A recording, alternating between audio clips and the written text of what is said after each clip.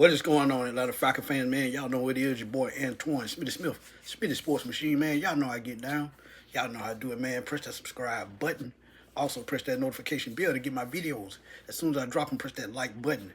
Help me get my recommendations up to get my videos through the YouTube universe. Greatly appreciate y'all as always. Right quick, very quick, free agent targets. And it's going to be a lot of free agent targets. And I'm going to ramp it up just a little bit. And the position of linebacker comes up because Falcons were short on depth at linebacker, and a couple of their starters are free agents.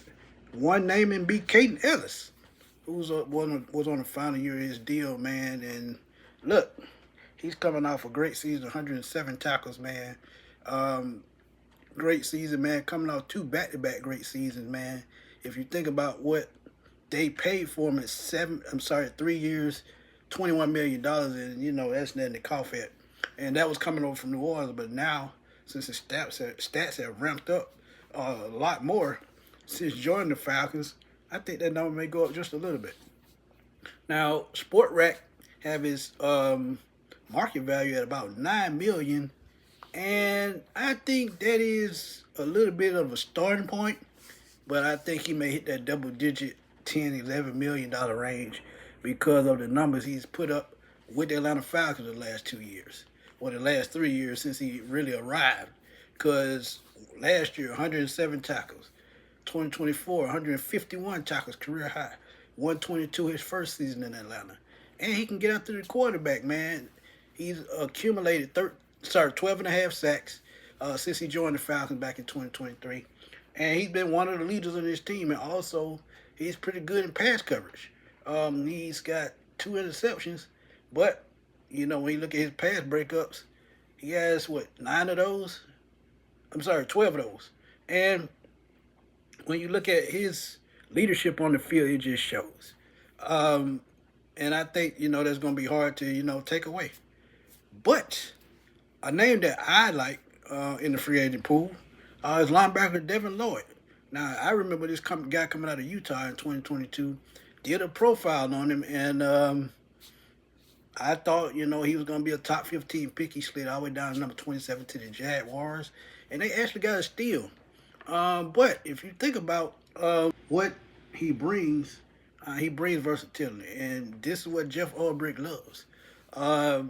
Versatility. He can cover, he can tackle, he can get after the quarterback. He even had a 99-yard interception pick six this season and had 5 picks. And that's pretty good to be a linebacker. So if you're talking about replacing Kaden Elliss, who can cover and get after the quarterback and just a great leader, I think Devin Lloyd could be that guy as well. I think his time in Jacksonville may be up because Foye Oluokun, former Atlanta Falcon linebacker, is not a man in Jacksonville. And I actually think they made a dynamic duo in Jacksonville, but at the end of the day, you can only pay one guy. But when you look at Devin's numbers, they've been consistent ever since he was drafted. They didn't pick up his 5th-year option, which was going to be $14.7 million, which would be a steal.